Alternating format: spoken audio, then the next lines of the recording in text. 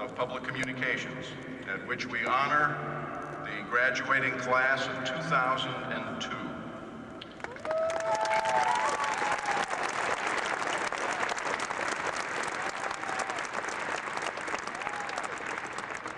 I'm the Dean of the school, David Rubin. First, let me welcome the parents, grandparents, siblings, and other relatives of our graduates. Without your constant moral and financial support, these graduates would not be sitting here today at the conclusion of their studies. We know the sacrifices you have all made so that our graduates could reach this happy day. Tomorrow is not only graduation day, but also Mother's Day.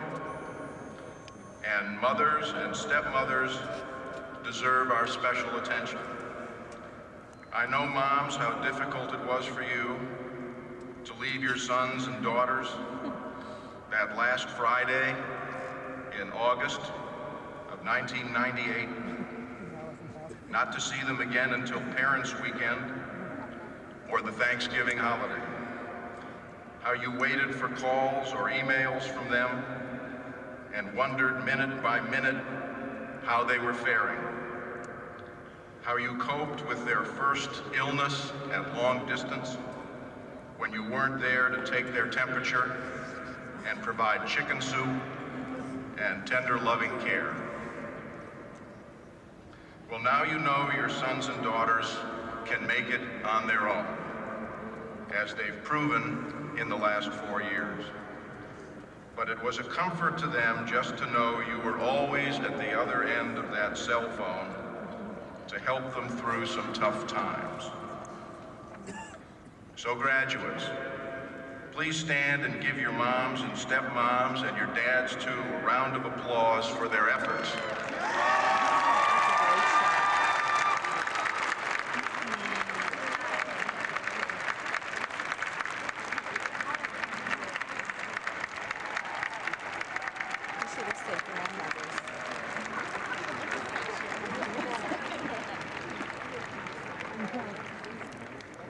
Will take place. You will be participating along with students from all the other schools and colleges in the official conferral of your degrees. Today, however, is our day. We're here to recognize you as you move into the category of Newhouse alumni. Soon we are confident to be distinguished Newhouse alumni. Not only should this be one of the happiest days of your life, it is also normal that it should produce some anxiety, maybe a lot of anxiety. After all, for most of you, 16 or 17 years of formal education is over. The next stage of your life is about to begin. You're entering a tough job market. It's showing some signs of revival, but your job search will be more difficult than it was for students who graduated between 1992 and 2000. So moms and dads, please don't put more pressure on your sons and daughters than they will be putting on themselves. Anxiety that comes with questions about social relations. Where will I be living? Who will my new friends be? Will that significant other be so significant in 3 months? As if this were not enough, the world into which you are graduating is now much less predictable than it was exactly 8 months ago. On September the 10th, it was not clear who our enemies were or how they might strike at us, even if they were to make the attempt. Now we know our adversary, and it is clear we face a long struggle on the military, diplomatic, educational, and developmental fronts before the challenges posed by this adversary are likely to be resolved. This fight has only just begun. Also, our confidence in the honesty and integrity of American business has been severely shaken in the past 8 months. The Enron collapse, abetted by its accountant, Arthur Anderson, along with the problems of many information technology companies, have made us ask ourselves how much we really know about the fiscal health of some of our major industries. The me first, damn the employees and the stockholders attitude of some of these corporate leaders has been truly breathtaking in its arrogance. This, too, is a part of the landscape that awaits you. Now, I wish I could say that at least the media are a predictable refuge from this unpredictability. But, alas, this is far from the case. Indeed, I think it is safe to say that there has been no time in the past 60 years in which the future of the media has been less certain or predictable. There are no experts who can see the future. All have been proven wrong. The AOL-Time Warner merger, the seismic event that occurred in the middle of your tenure at Newhouse, made us think we knew what the future had in store. We thought it meant the triumph of the vertically and horizontally integrated global media conglomerate. This merger was to be the first of 3 or 4 such old and new media combinations that would come to dominate nearly 100% of all media content. We thought it was the final nail in the coffin of the local medium under local ownership. We thought that it heralded the era of convergence on all levels, including the newly convergent journalist who would have to move easily back and forth. We thought it doomed the print media on paper that circulated through the mail or via delivery trucks. Newspapers would become websites, magazines would become webzines, and books would become e-books. We thought all information would be delivered via high-speed broadband to the home, and that interactivity would come to television. This was the conventional wisdom just 2 years ago. And I said some of these things myself to those of you whom I taught in Com 107. It was hard to find anyone who would say that perhaps the emperor has no clothes, particularly amongst those experts selling stock in the new and old companies that were racing to embrace the digital future. How wrong we were. Focusing again on AOL Time Warner, its prospects are now so bleak that there is talk that Time Warner might be better off without the stumbling AOL, and that it should be spun off, perhaps heralding the unwinding of the big media conglomerate. Look back over the rosy predictions of 2 years ago, and you will see that virtually every one of them has been wrong, either wrong-headed or wrong as to the time frame for success. The synergy that would result from all the units of AOL, Time Warner, or Disney working in tandem hasn't developed, or has produced just the simplest and most obvious of returns. The rollout of high-speed broadband to the home has been much slower than predicted. Consumers have flatly rejected advertising on the internet, as well as any model that requires them to pay for information on the internet, except, of course, for erotica. There is still no business model that makes the internet profitable except in a handful of niche industries. E-books are a bust. Webzines are a vanity product, underwritten by angels when they exist at all. Convergence in the newsroom is, so far, little more than print journalists being interviewed by television journalists on a set. So, where does this leave you as you graduate from the Newhouse School and head out into this media world? At the risk of looking short-sighted myself 2 years from now, I will make some predictions about the media that I am confident will hold up over the long term. First, I think the huge scope of an AOL, Time Warner, or a Disney, or the News Corporation of Rupert Murdoch has run its course. These companies are too big to move quickly and to change corporate culture. They carry too much debt. They haven't developed the synergies among divisions to make their size pay.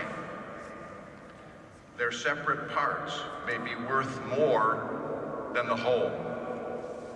And if that's the case, the stock market will demand a breakup so that investors will get full value. Second, traditional print and broadcast advertising, despite the current awful slump, will rebound smartly in the near future, as soon as corporate America regains some confidence in the future. Advertising remains the engine for capitalism, and print and broadcast advertising have proven their worth for 150 years in the case of newspapers and 80 years in the case of broadcasting. When these companies begin to advertise again, not only will the advertising industry revive, but so will all those media companies dependent on advertising. Third, public relations will become stronger than ever in the maturing global society. Every company, politician, arts organization, entertainer, sports team, idea, or movement needs representation to the public, and only public relations people know how to do that. We in the United States are far ahead of the world in the sophistication of our public relations techniques, so this will be an exportable skill. Fourth, people are still going to live in communities, and those residents with a stake in their communities are still going to need a good source of local news so that they can run those communities. Television shows little sign of wanting to take over that franchise from newspapers. So newspapers should be essential far into the future. The group of journalists working at the local daily newspaper will remain the backbone of information gathering, without which radio, television, and the wire services could not exist. And no digital interloper like Microsoft or Bill Gates is going to replace the services provided by trained local journalists. Fifth, While informing and persuading are two important roles for the media, entertainment will remain number one. Most often, the public seeks entertainment from its media, even from its news media. Those of you heading into the film, cable, and television businesses, or into most magazines, will find a ready public thirsting for new entertainment experiences. You will also find that the public's tastes will not stand still. Like it or not, you will have to push the envelope with sexual content, violence, and emotional appeal in order to attract and hold an audience. Sixth, we can count on the American media to rise to whatever challenge may be thrown at them. Their performance on September 11th, and in the 6 months or so following it, demonstrated that even with all the bottom line pressures, the media will forget about profit and loss to serve the nation's information needs. And in the months following 9/11, they did so with distinction. Finally, I think we will see a continuing battle for the soul of the media. And by that I mean the constant tug of war between serving the public interest, to which all media leaders give at least lip service, and serving shareholders and investors. This tension between profit and public interest has always been present to a certain extent, but it has been significantly increased in recent years as the media have gotten larger, the financial stakes higher, and the interest of Wall Street keener and more intrusive. Signs of this ongoing tension have surfaced frequently in recent months. Turning again to AOL, Time Warner, this was a deal that only Wall Street could make happen. It took an inflated AOL stock price and the glamour of an internet company to bring Time Warner to the table. Initially, a lot of people got rich, principally corporate officers and investment bankers. But at the same time, one of the architects of the marriage, Time Warner's Gerald Levin, has been very public about the requirement that his company serve the public interest. He has gone so far as to recommend an ethics committee as a permanent standing committee of the AOL Time Warner board. And he thinks all media companies should have such ethics committees. The profit versus public interest war flared at Disney when the company flirted with hiring David Letterman away from CBS and putting him into the slot occupied by Nightline. Not to denigrate Mr. Letterman, but clearly he represents the profit side of the equation, and Nightline represents the public interest. It would be hard to argue that after the events of 9/11, the public is in greater need of David Letterman than of Nightline. Ted Koppel, who is an SU grad, and the Nightline crew successfully fought off this challenge for now, but it is clear that public interest arguments have a hard time trumping profit. A third example, the redesigned Wall Street Journal is now a vehicle supposedly more attractive to advertisers. But it would be hard to argue that it is a better journalistic product or that it is a more efficient read for its audience. But while Dow Jones is trying to better serve advertisers, it also sent into the field the courageous journalist Daniel Pearl, who gave his life trying to shed light on the terrorist cells in Pakistan. What greater example of serving the public interest could there be than giving one's life to the cause of truth? So this duality exists in almost every media organization, and you will be dealing with it soon enough.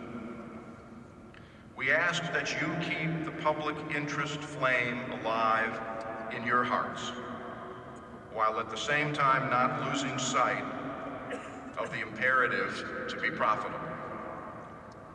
We pride ourselves at the Newhouse School in turning out realists, young professionals ready to work who know how the game is played. This tension between profit and the public interest is part of the game. Maybe it is the game. When conditions are as uncertain as they are now, those of you will succeed who can tolerate uncertainty and who have a clear vision about what you want to accomplish. The media have always been about a young demographic. They need your energy, your fresh ideas, and the new content you will create. Don't forget that in the weeks ahead. It is customary to wish you good luck as you leave us, but I don't think any of you will need luck to succeed. I received a note from Donald Newhouse at this time last year. Many of you know that he runs the 26 Newhouse newspapers and that his family foundation continues to be a strong financial supporter of the school. In this note, he acknowledged that, quote, "This is not an easy time for newspapers or magazines or in fact any public communications entity. Despite that fact," he added, or perhaps because of it, the creative and the highly motivated, in other words, Newhouse graduates, will find their opportunities. Don't forget his words as you leave us next week. You are bright, you're well-trained, you're ambitious, and you are graduating into the embracing arms of an outstanding alumni association. You will go as far as your talent, your ambition, and your work ethic take you. And when you make it, as you will, don't let the public interest flame die out. It's been a real privilege for me, for the faculty, and the staff of the school to lead you through your studies at Newhouse. You are truly the best and the brightest at this university, and we will miss you. Thank you.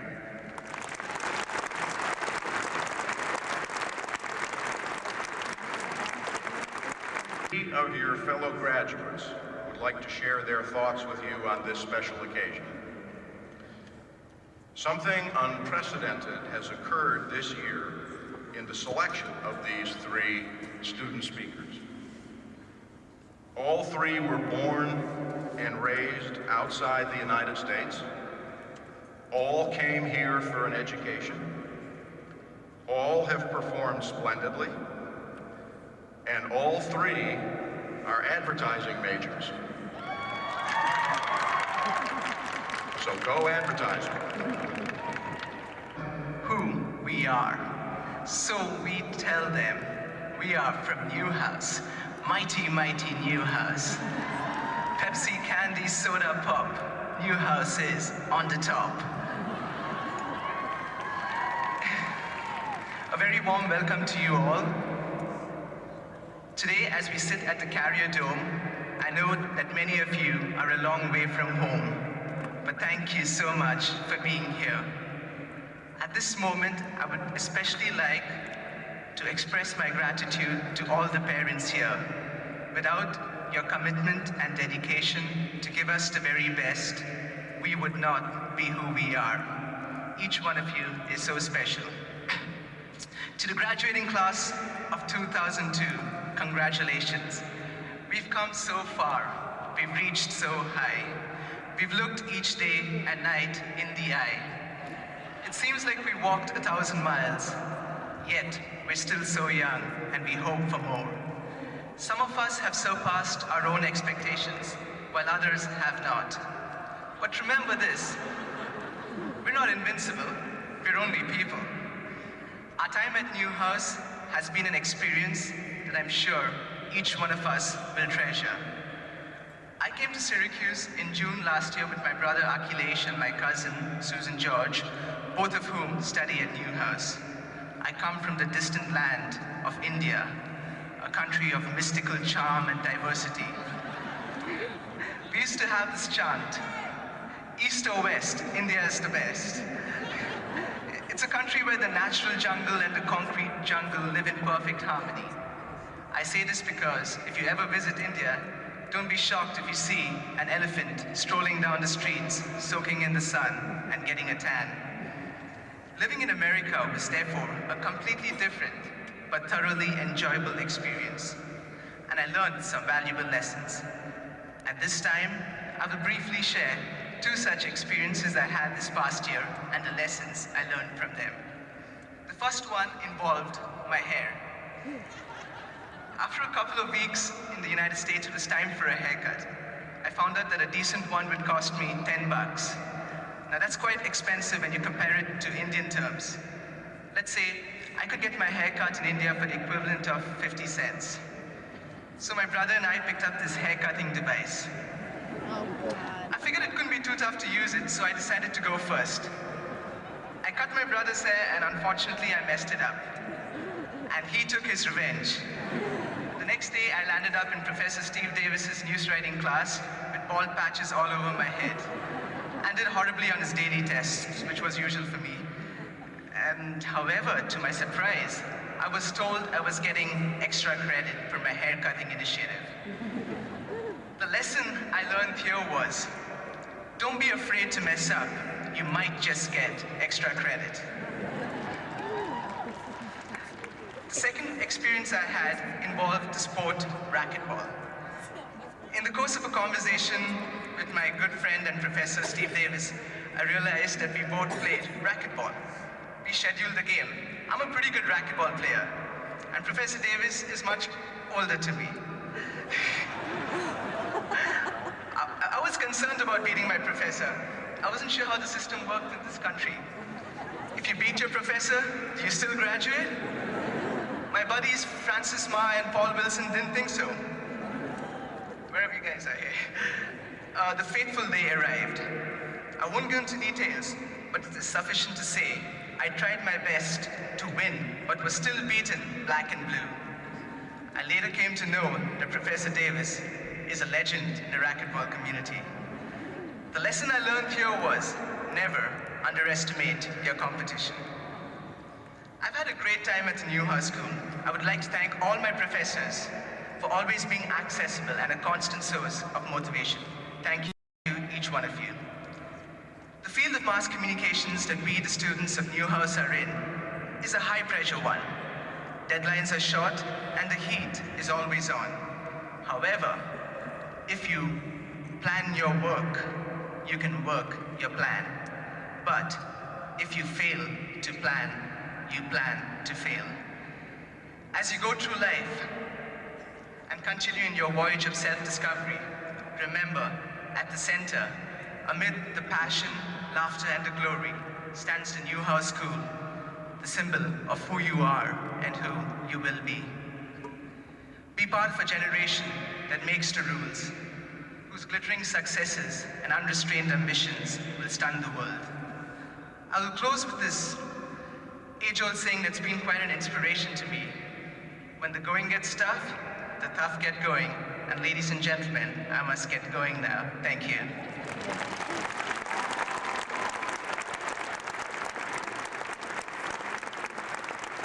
Are both seniors.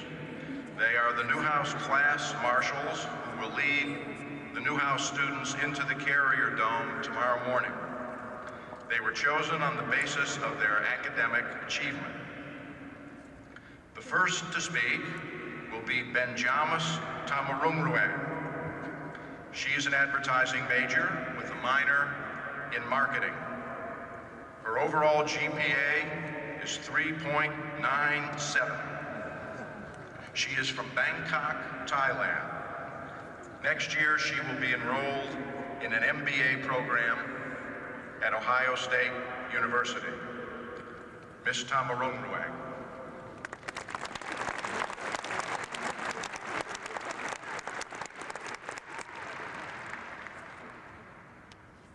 Thank you, Dean Rubin, and good afternoon. Good afternoon, Dean Grassi, professors, faculty members, family and friends, and my fellow graduates. When I found out that I was to speak at this convocation, I spent a lot of time thinking about what to say. I decided that after all the hard work we've done, we all deserve a reward. Therefore, I am going to tell you a story. Mrs. Ada Harris of Battersea, London, a character in Paul Gallico's Mrs. Harris Goes to Paris, seemed from the outside like an ordinary cleaning lady. The daily life of this 60-year-old widow is as boring as anyone can imagine. She went from house to house, cleaning up after her clients. However, her secret dreams led her into a fascinating adventure. Mrs. Harris's passion is to own a dress made by Christian Dior. Her hard work and determination eventually led to her ultimate goal. She saved enough money, flew to Paris, and selected the dress right at the Dior boutique. But more impressive than what happened in the end, what was she did along the way to reaching her goal. In Paris, Mrs. Harris had touched the lives of many people she met, all because of her sincere generosity and her friendliness. When she returned to London, she realized that she not only brought home the dress of her dreams, but also the hearts she touched. Like Mrs. Harris, all of us has a passion. Hers was the Dior dress, ours the degree. We have traveled through years of college, basking in a journey toward our educational goal. And yet, once we step out of this place, we are taking with us more than just knowledge and a diploma. We have met a number of people here, and we have made a lasting impressions in many of their lives. Remember the sleepless nights you spent with your friends? And I do not mean at the party. I mean in the studio, editing a documentary film, in the photo lab, developing and redeveloping the pictures, or in front of the computer, tackling Quark Express, trying to put the campaign together for the next day. Remember when your project was shot down? You swore you hated the class. You complained your professor was too picky. But by the end of the semester, you had a wonderful mentor that you visited frequently just for a chat or for advice. Throughout our journey, each of us has touched those around us. You touch even your professors by sharing your experience or by simply making them proud of your accomplishment, as you all do today. Look to the person to your left or to your right. Who do you see?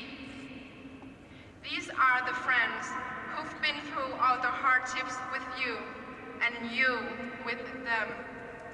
This friendship will last longer than our college experience. This friendship will last longer than any job. All this because of you as a person have made a difference in their lives. Unlike Mrs. Harris's, our story has not yet come to an end. We have graduated, we have received the degree, and we are soon walking out of this place.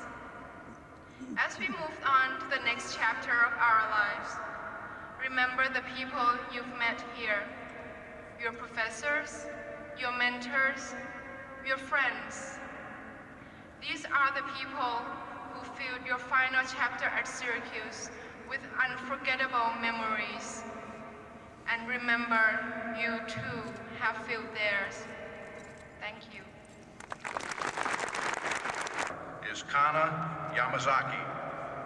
She too is an advertising major with a minor in applied statistics. Her GPA is 3.95. She is from Tokyo, Japan. She will be returning to her native country to take a job with the Hakuhudo Advertising Agency in Tokyo. Kana has also attained the high honor of having been selected as both a Syracuse Scholar and a Newhouse Scholar. She will be recognized as a Syracuse Scholar tomorrow at graduation. Miss Yamazaki.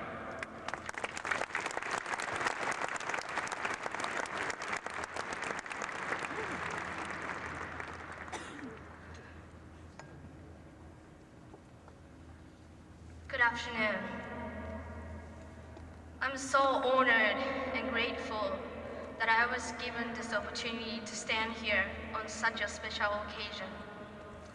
Today, I would like to give a speech in the form of a poem. We are alive. We are alive now. To live in the moment means that we keep traveling.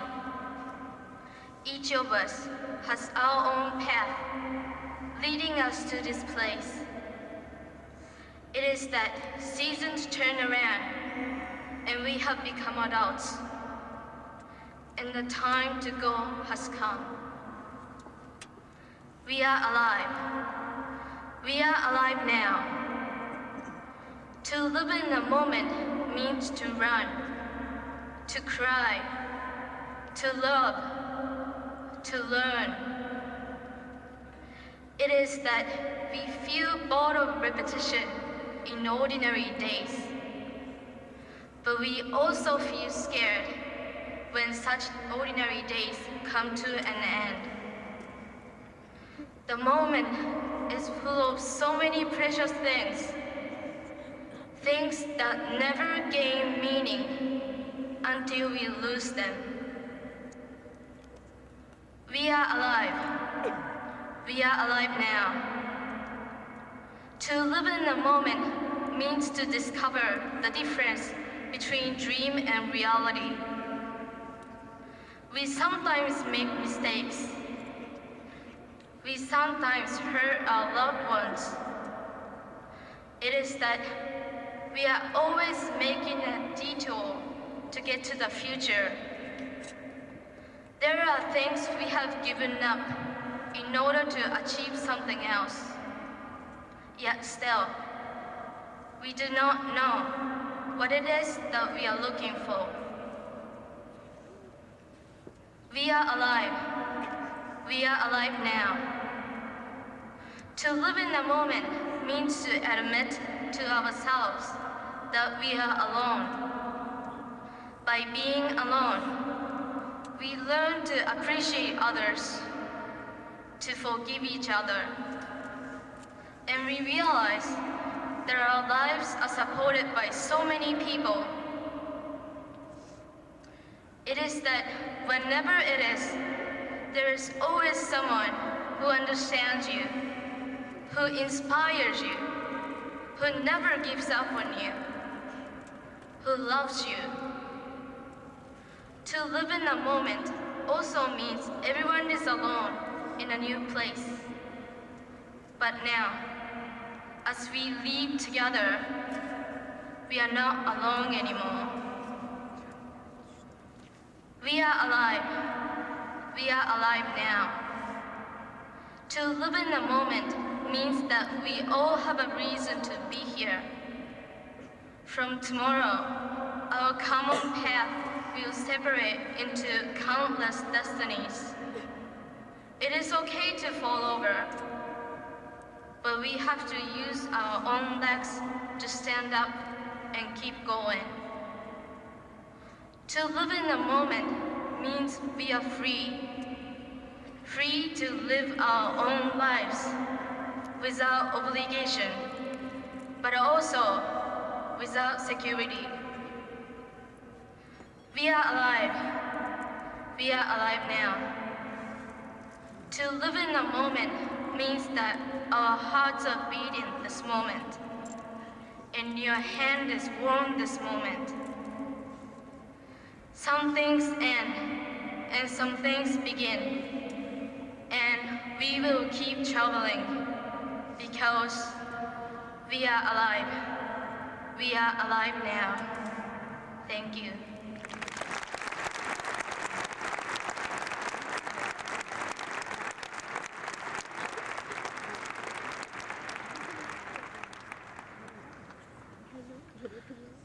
Thank you, Kana.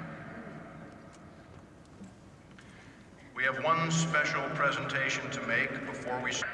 Newhouse honors one professor for his or her achievements as a teacher and mentor.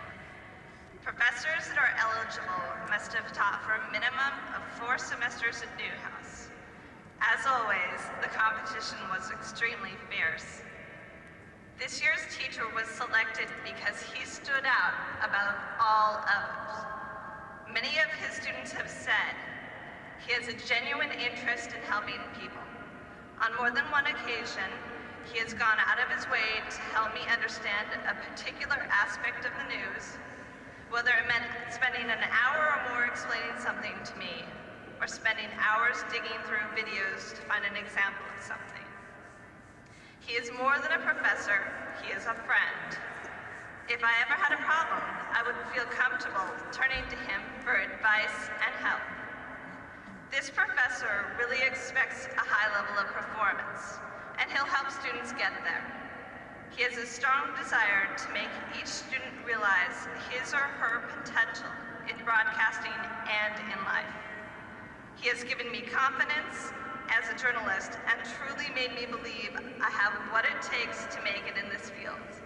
He pours all of his time and energy into his students. He's someone I can look back to and get strength from. I know that he'll always be a mentor and an example for me to follow. He was an inspiration. He made me want to succeed.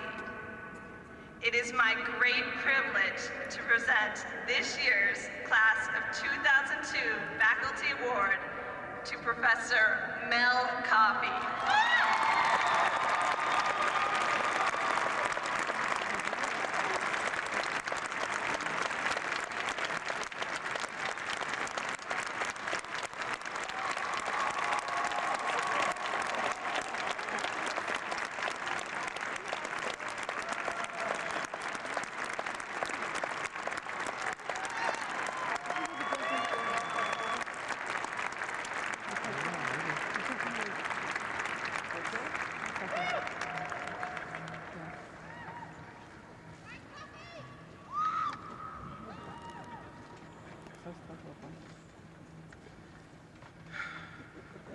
I'm not used to being unprepared, so this is an incredible honor for me. I'm absolutely shocked by it. My first thanks would go to all of you with whom I've had any conversation for any amount of time, any kind of interaction. Teaching is not at all easy. It is an incredible amount of fun for me. It was a dream of mine years ago. I spent 15 years in the industry, and for the last 8 years, I struggled with when to get out of that aspect and start teaching. And it was a tough decision, but that dream has led me to living out one thing that I am passionate about in life and always have been. And so my thanks go to all of you who motivate me every time I walk into that classroom and my heart is racing and a rush has come on. Sometimes too much for you, I know, especially at 8:30 in the morning. But I just get an incredible rush of passion sitting, talking, spending time with you. And thank you for letting me achieve that. And thank you so much for this honor. Congratulations, all of you.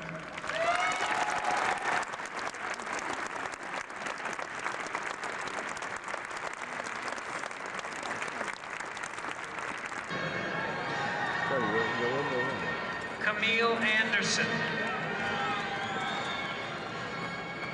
Leslie Weiner. Lauren DeBellis. Leslie Stein. Nicole Marie Mudloff. Lauren McKay. Ryan Michael Wallace.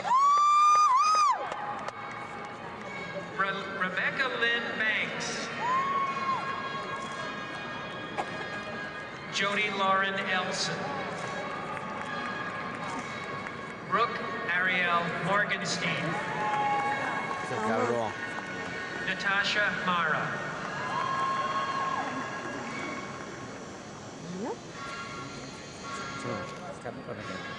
Jamie Sharon Gainey. Michelle Reason. Danielle Renee Booker.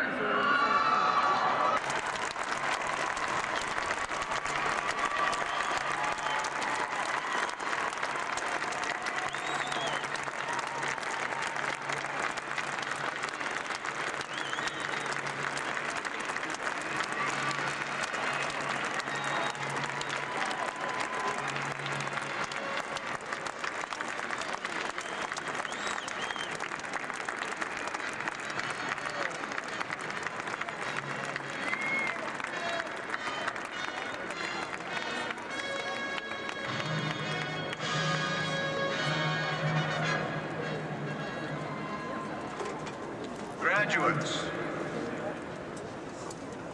you'll find on your chair a yellow card.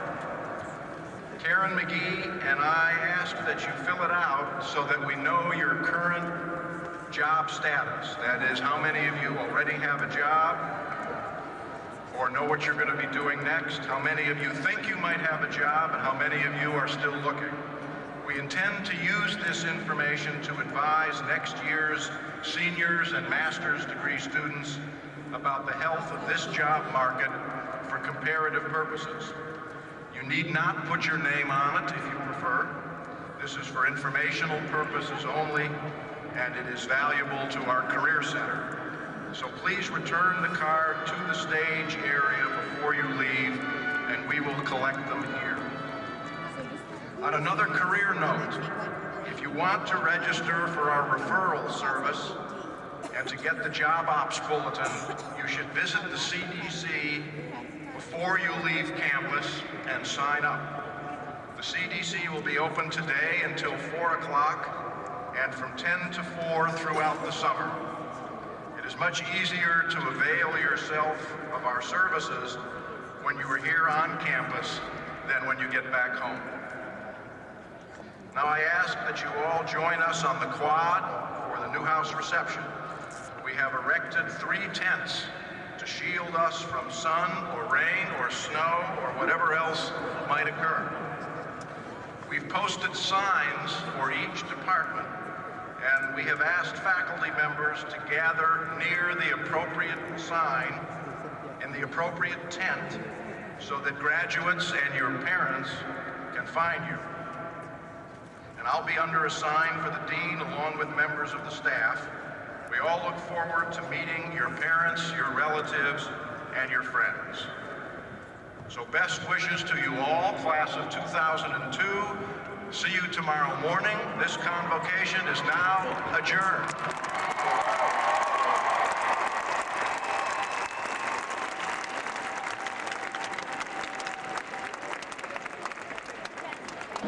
Of the College of Environmental Science and Forestry of the State University of New York.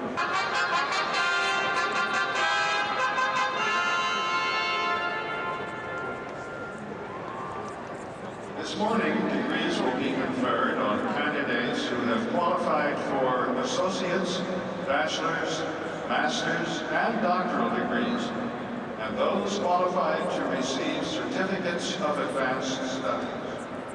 More than 3,500 students will participate in today's commencement ceremonies.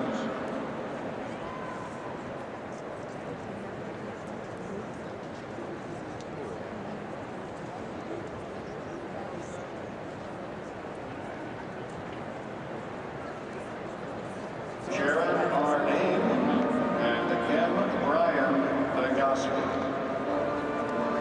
Walking just behind them are the university scholars.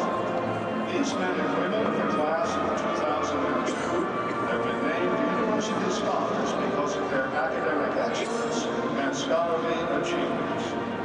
They received the nomination of their respective colleges and schools and were selected by a committee of the University Senate. Their names are in your program.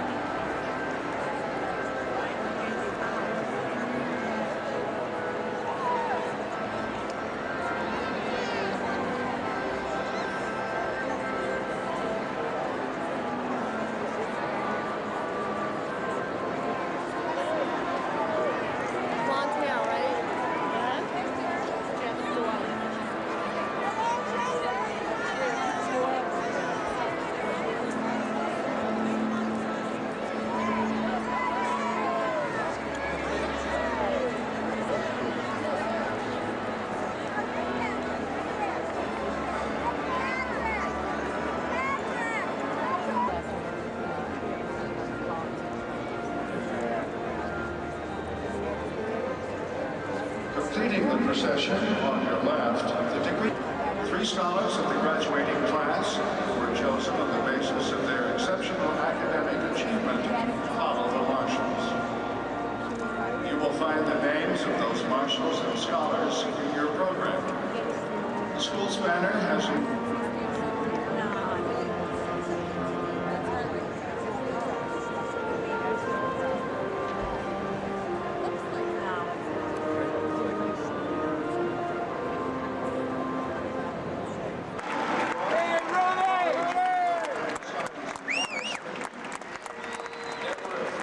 president of the Syracuse Graduation Association, Thomas Wolf,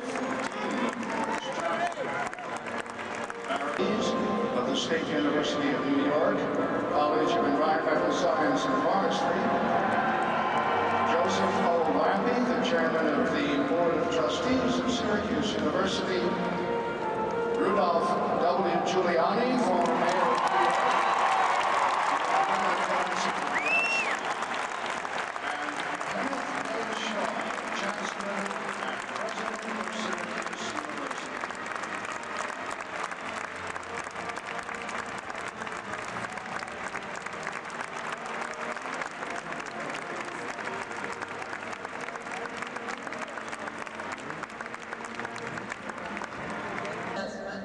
for the State University of New York College of Environmental Science and Forestry to be in session.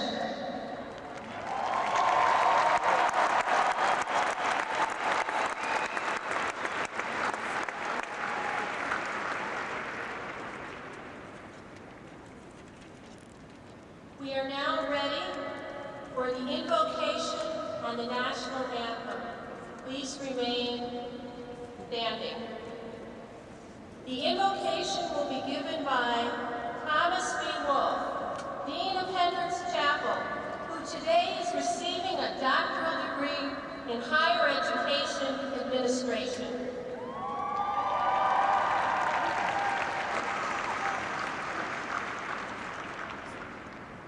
Greetings, everyone. This is a good day. Let us pray. This day is full of meaning, O God. You have called each of us to this place and time. We have come bringing our many experiences and perspective. This university is a gathering place of people with many lived experiences. This commencement is a celebration of the essence of shared ideas, convictions, and hopes. These graduates are the focus of this day. We celebrate the significance of these persons who have been our central mission. These men and women have enriched the fabric of our university with their insights, questions, and scholarship. They have individually and collectively given us all new ways of seeing. On this day of passage, we express feelings of love and hope in the joy of this new beginning. We give you thanks for the support of families and the community of friends that have surrounded each one and assisted us all along the way. This is our university's greatest celebration of the year. All of us have been moving toward it. Those who clean, cook, paint, repair, teach, keep records, care for our safety, everyone have worked toward this day. We are grateful for all of those expressions of love and commitment. So be with these graduates as they begin to imagine their lives beyond this community. May they feel free to put their lives to meaningful work and trust them with a vision for others that embodies compassion and inclusiveness. May their relationship demonstrate integrity, and may they know a good measure of courage and creativity as they present themselves to a world with many needs. Thank you for the meaning of this day. Amen.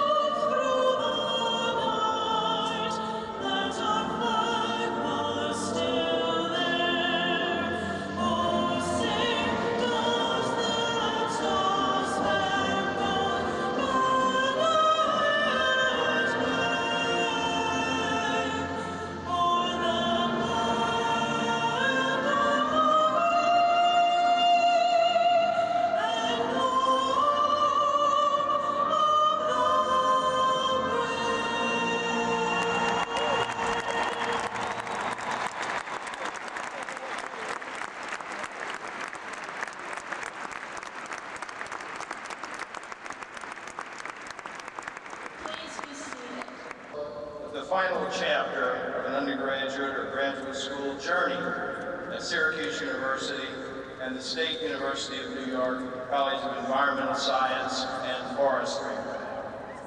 Now, a poet once said this about commencements. It's so touching that I wanted to share it with you. The month of May approaches, and soon across the land, the graduation speakers will tell us where we stand. We stand at Armageddon, in the vanguard of the press. We're standing at the crossroads, at the gateway to success. We stand upon the thresholds of careers, all brightly lit. In the midst of all this standing, we sit and sit and sit. I know you're eager to get on with things, so I aim to reduce your sitting time by being brief and to the point. First, assuming it's still raining, I will plant myself in full regalia on the steps to my left here for those of you who want to stop by, say hello, and snap a picture. Second, I ask you to think about the people who helped get you here at this most important point in your life. Of course, you're one of these people. Your hard work and your willingness to persevere were critical, and you're to be congratulated, and we celebrate this day. But there are others who shouldered a great deal of the responsibility for this happy day, and many of them are seated in the audience right now. They're your parents, your grandparents, your aunts, your uncles, your brothers, your sisters, your spouses, your many friends, and especially the mothers. This day we also celebrate this Sunday. They have sacrificed for you. They've supported you through the rough times and cheered your victories. And now they're very, very proud of you. And I ask that you rise toward these most important people and cheer. Thank you.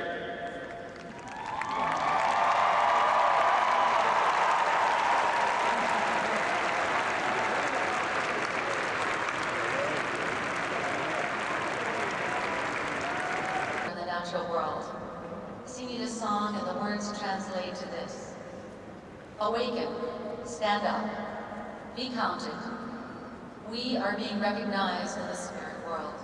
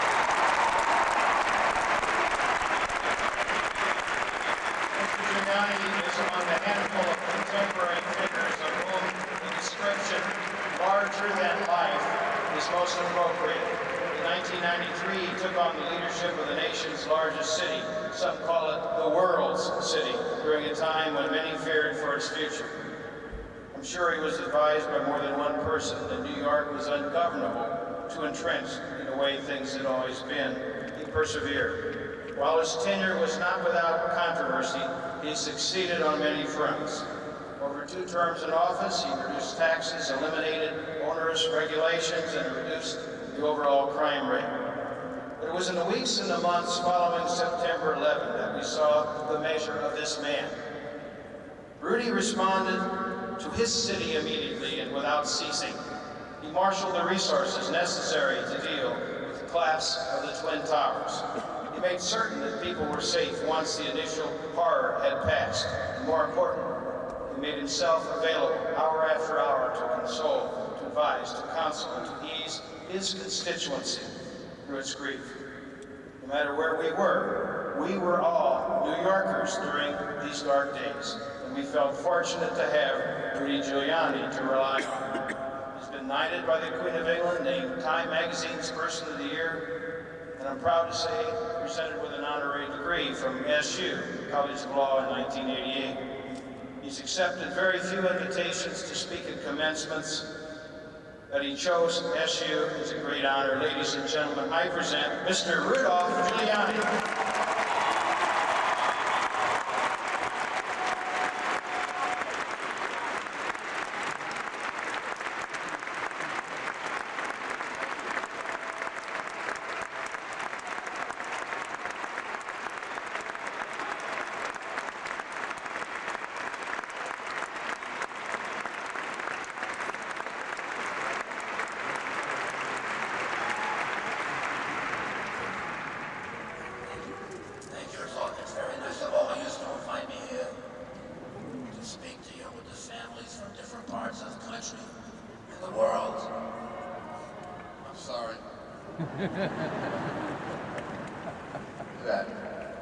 You know why I do that? When I start speaking, it's compulsive. I spent, before I was mayor, I was the United States Attorney in New York, and I spent 4,000 hours listening to men on tape talk that way. I used to sit in a little room listening to a tape recorder of members of organized crime, and they would spend their time talking about their wives, their children, their families, just like everyone else.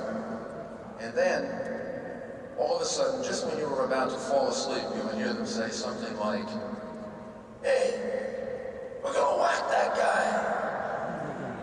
And you realize that you had to wake up and do something about it. So I kind of fall into that because it brings me back to those days. Also, I want to thank you very, very much for inviting me, and I would like you to know the Chancellor in particular, who asked me would I be dissuaded by the fact that there might be protests. I said, actually, no, I would feel at home.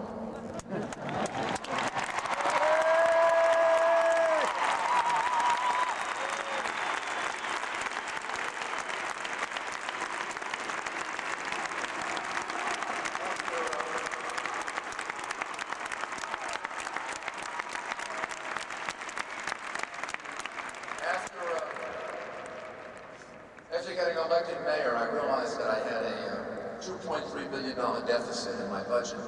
So one of the things I had to do in the first 3 or 4 months that I was in office was to cut New York City's budget dramatically in order to balance it. So it created a protest or two a day for about 3 or 4 months. Finally, one day, a group showed up at City Hall protesting our budget. And one of my deputy mayors noticed that we had actually, in this particular case, increased the funding for this group by 10%. They were getting $2 million more in the new budget than the old budget. So he was elated and he was very, very happy. And he ran outside to the head of the protest and he showed him the budget and he showed him the additional money that he was getting. And the guy said, "Gee, thank you, that's wonderful." And then my deputy mayor, Peter Powers, said, "I hope maybe you'll say something positive and end the protest." The guy looked at the budget, he looked at all the protesters that he had, and he said, "Well, we're here now." And then went ahead and said, "We'll do it for practice." So we had the protest anyway, so I got used to it at that point. The reality is that this is a very, very important day for all of you, and maybe even more so for your families. First, let me wish all of the mothers in the audience happy Mother's Day. This is a wonderful day on which to have your child graduate.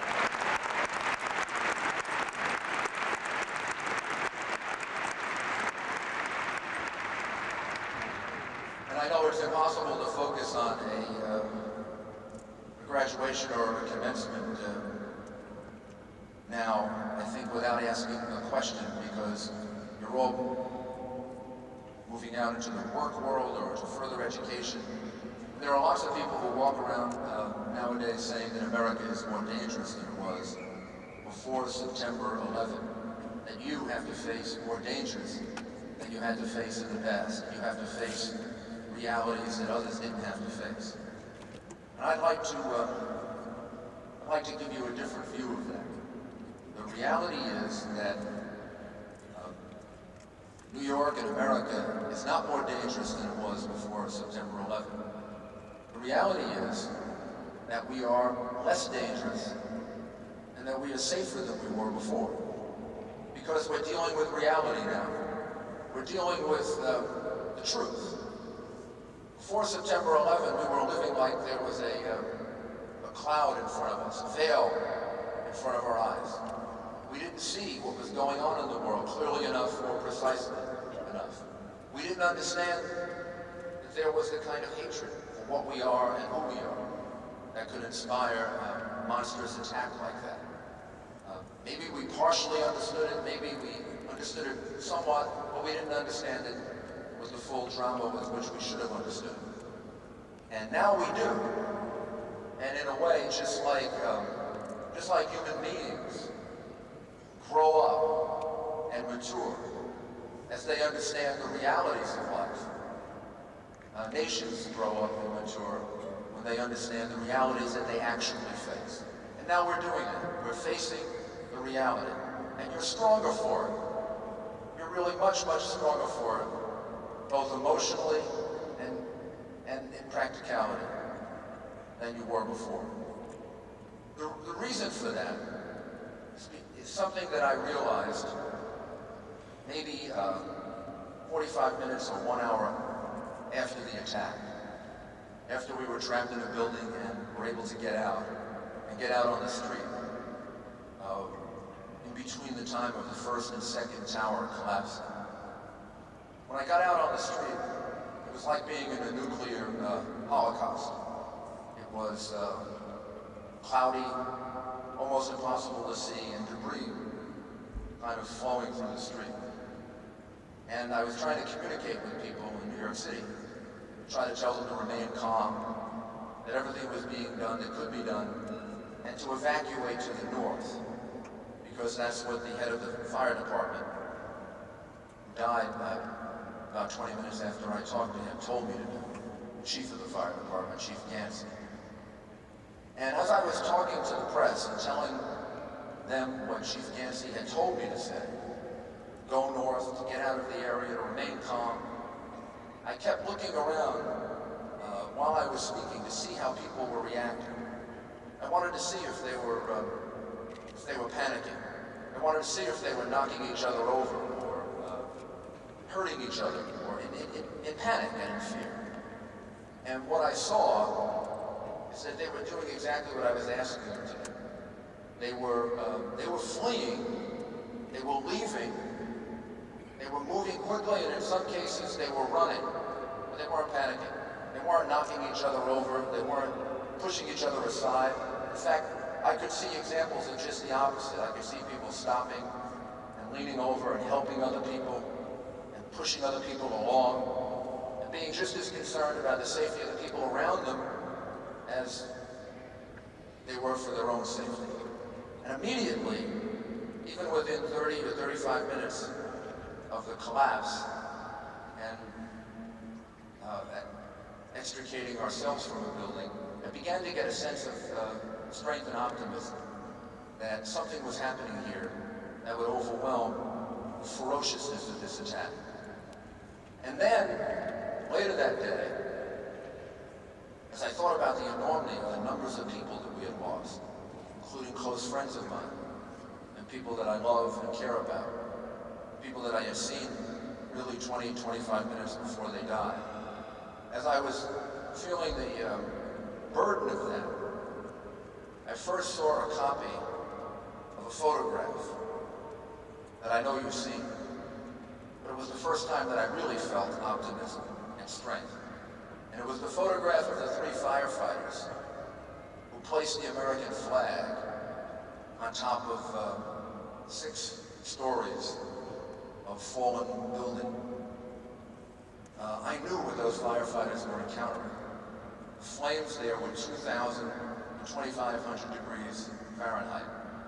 The flames were going on below them, and they were standing 6 stories above, and they raised the American flag.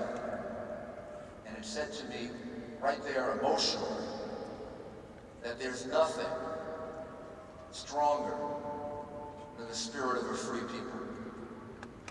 People who live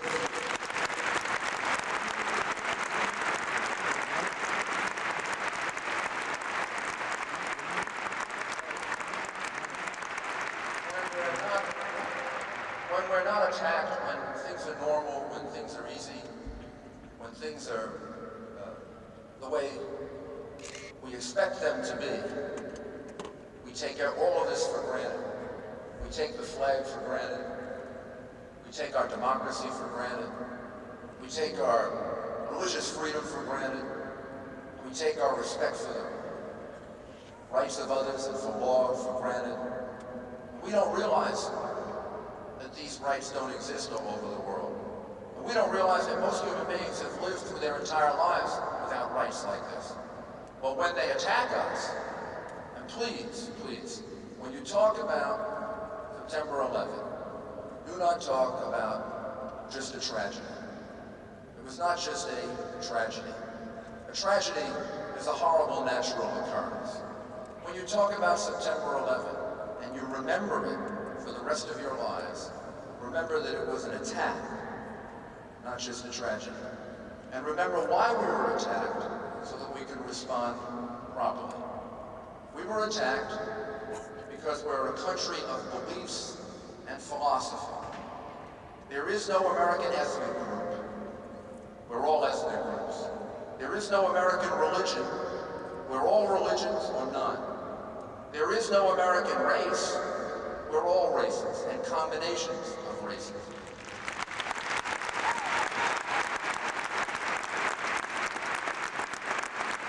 So what are we?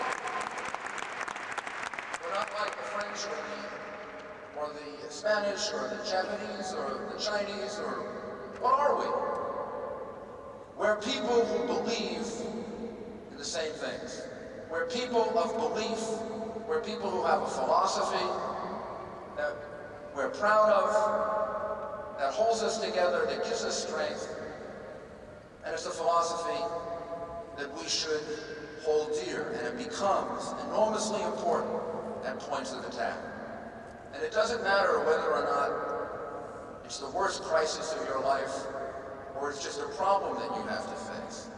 Please remember the 2 things that I think brought my firefighters and my police officers and my rescue workers, and then all of the others who saved thousands and thousands of lives, giving up their own at the World Trade Center.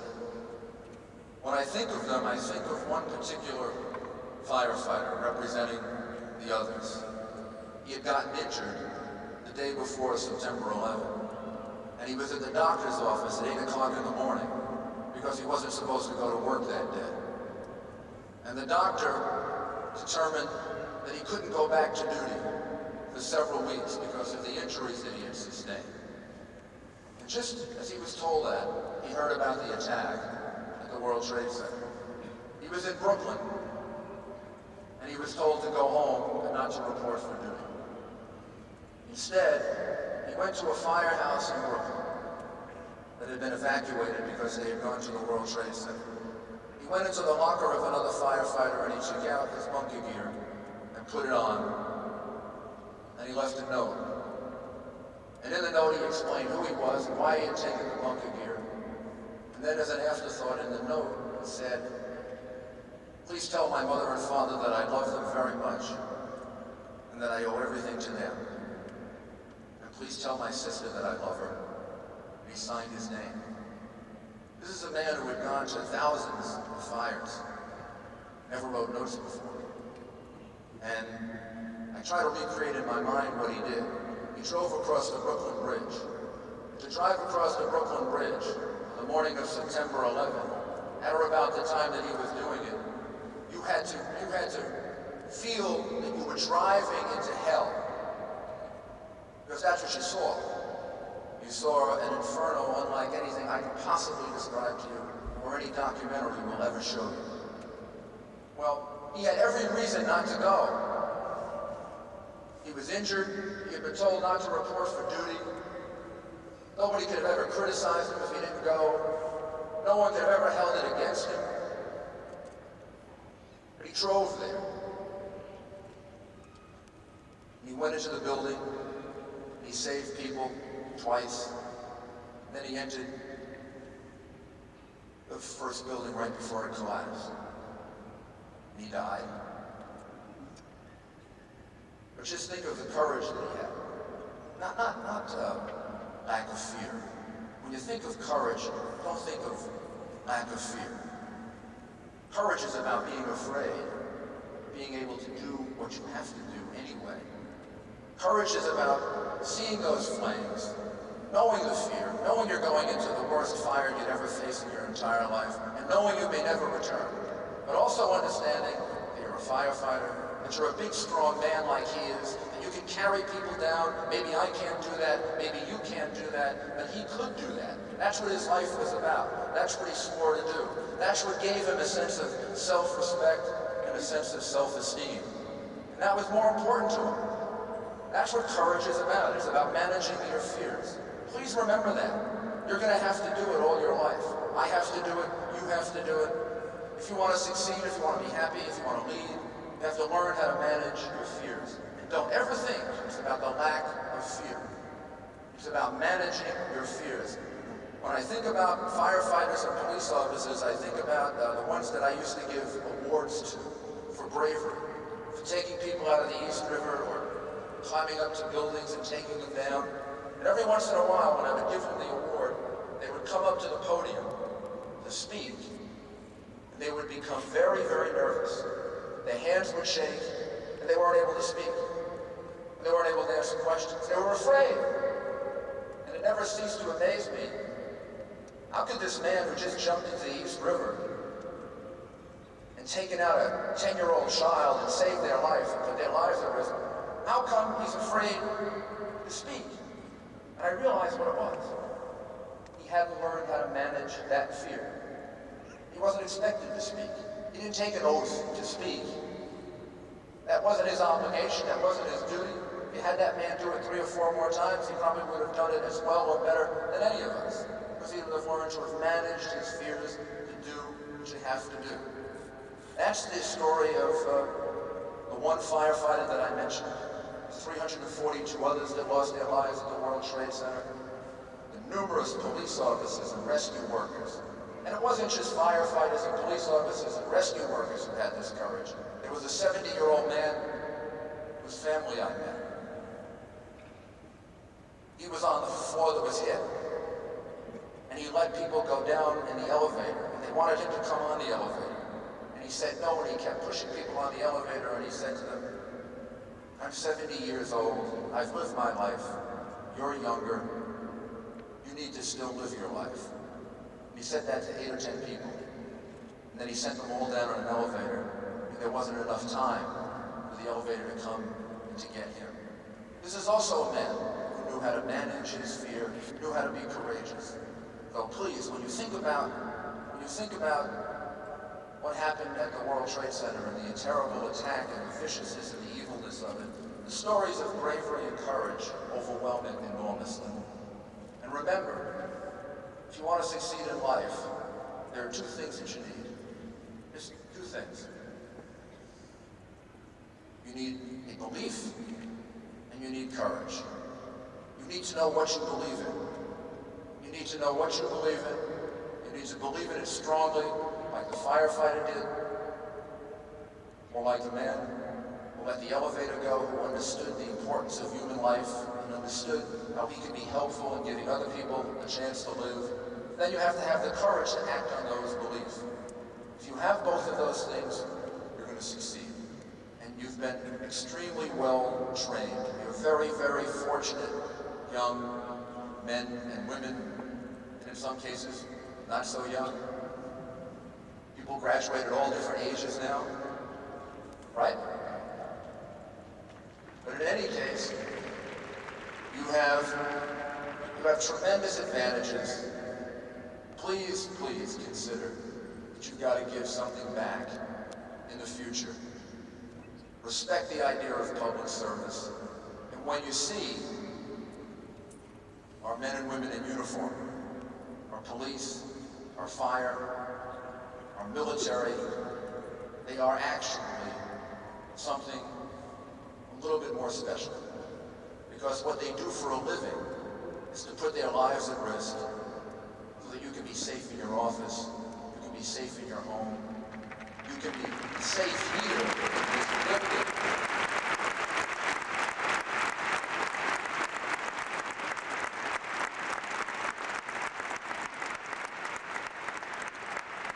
So I thank you very, very much for the opportunity to be your commencement speaker.